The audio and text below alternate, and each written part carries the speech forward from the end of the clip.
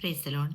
പ്രിയമുള്ളവരെ, എബ്രായർക്ക് എഴുതിയ പുസ്തകം 13 അധ്യായം അതിൻ്റെ 5 ഇപ്രകാരം പറയുന്നു: ഞാൻ നിന്നെ ഒരു നാളും കൈവിടുകയില്ല, ഉപേക്ഷിക്കുകയുമില്ല എന്ന് അവൻ തന്നെ അരുളി ചെയ്തിരിക്കുന്നുവല്ലോ. ആകയാൽ കർത്താവ് എനിക്ക് തുണ, ഞാൻ പേടിക്കയില്ല, മനുഷ്യൻ എന്നോട് എന്ത് ചെയ്യും എന്ന് നമുക്ക് ധൈര്യത്തോട് പറയാം.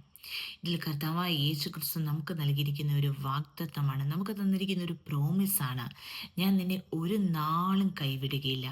ഒരു നാളെന്ന് പറയുന്ന ഒരു ഇൻഡെഫിനൈറ്റ് ആയിട്ടുള്ള, അതായത് ഒരു ടൈം പീരീഡ് ഇല്ല. ഞാൻ നിന്നെ ഒരു നാളും കൈവിടുകയില്ല, ഉപേക്ഷിക്കുകയില്ല.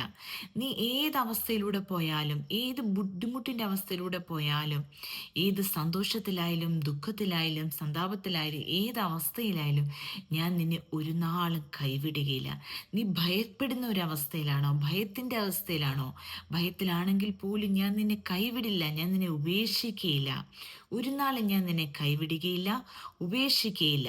ആകയാൽ കർത്താവ് എനിക്ക് തുണ. ആരൊക്കെ എന്നെ എതിർത്താലും, ആരൊക്കെ എന്നെ ഈ ഭൂമിയിൽ കൈവെടിഞ്ഞാലും എനിക്ക് ഭാരമില്ലാതിൽ, കാരണം കർത്താവ് എനിക്ക് തുണയുണ്ട്. നിങ്ങൾ തീർച്ചയായിട്ടും ദൈവത്തിൽ ആശ്രയിക്കുന്ന ഒരു ദൈവ പൈതലാണോ? നിങ്ങൾക്ക് തുണയായി കർത്താവുണ്ട്. എല്ലായ്പ്പോഴും നിങ്ങളുടെ ഏതവസ്ഥയിലായാലും ധൈര്യത്തോടെ നമുക്ക് പറയാം, കർത്താവ് എനിക്ക് തുണ, ഞാൻ പേടിക്കയില്ല, മനുഷ്യൻ എന്നോട് എന്ത് ചെയ്യും? മനുഷ്യനൊന്നും എൻ്റെ മേൽ ചെയ്യാൻ കഴിയുകയില്ല. കാരണം ഞാൻ ആശ്രയിച്ചിരിക്കുന്ന പാറ അതെൻ്റെ കർത്താവാണ്. അത് ഉറപ്പുള്ളൊരു ഗോപുരമാണ്. അവൻ എന്നെ ഒരു നാളും കൈവിടില്ല, ഉപേക്ഷിക്കുകയുമില്ല എന്ന് ധൈര്യത്തോടെ നമുക്ക് പറയാം. മനുഷ്യനെ കണ്ടാൽ നമുക്ക് പേടിക്കേണ്ട ആവശ്യമില്ല. കർത്താവ് എനിക്ക് തുണയായിട്ടുണ്ട്.